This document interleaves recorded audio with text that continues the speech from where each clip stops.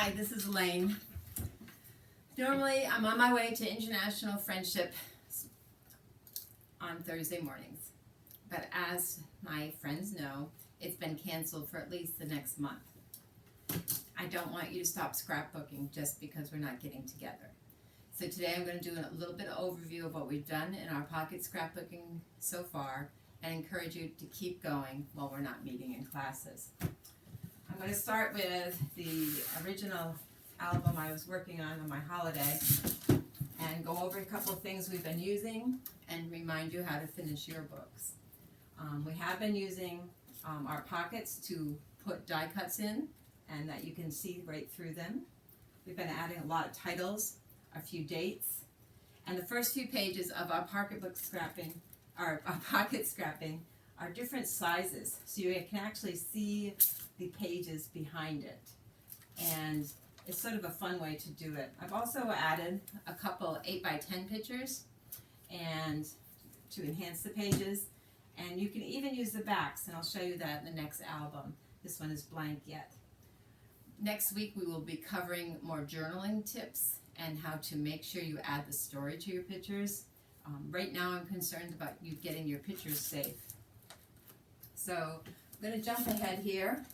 Remember that you can add words right to your pictures, and you can add maps and other paraphernalia. This one isn't finished yet, but sometimes I put those cardstock scraps right in the pockets, ready for backups.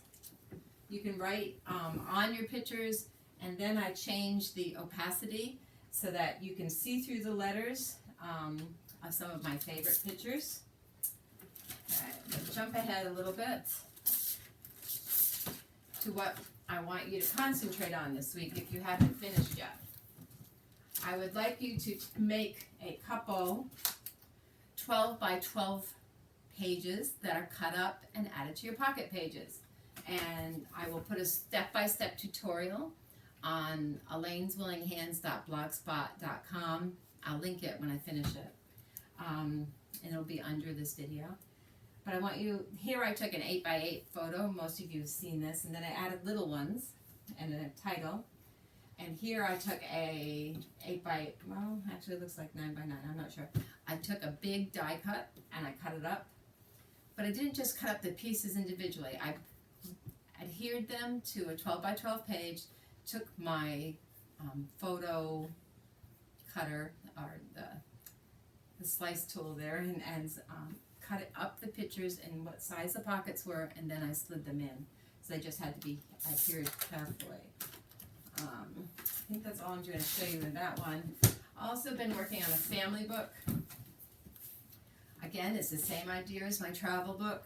I've used a couple overlays that you can see right through that go through these other small pages so you can see what's happening. This is not in any chronological order. I started with Christmas. Here we go.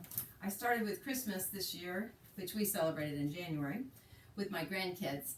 I used, again, I put a title right on a picture. I decreased the opacity so you could see through it. And on the back of this 8x10, I added even more pictures from this event. I left room for journaling. I used flip-flaps because I had extra pictures. But I want you to consider the space on the back of your 8x10s as just another page for your scrapbooking. What else? I did not do a big picture and cut it up like I'm encouraging you to do, but I did a big die cut and I cut it up. So I took a die cut from Cricut and attached it to the page, added a couple photos, and then I sliced it up. This is sort of the theme of my book. They grow up so fast. It's just amazing how these 9 children have changed drastically. And last but not least, if you have a picture you don't want to cut up, and these are our grandparents who've passed on, and I wanted to add them, but I didn't want to have them small and I didn't want to have them large. So I captured those pictures and I put it in a traditional scrapbook page, a 12 by 12.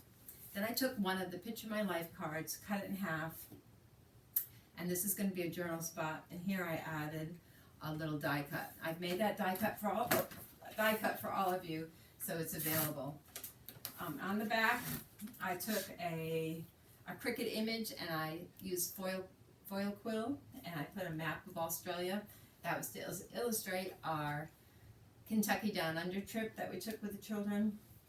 And one fun thing, on that Kentucky Down Under, I had made Cricut shirts for all the kids using pictures that we took in Australia, and I added this Partners in Crime overlay. So it's in its own separate pocket page protector on top of the children. And on the back, I actually took this is the print they had in their shirts. I took that same print, but in a photo, and I put it on the back of the picture.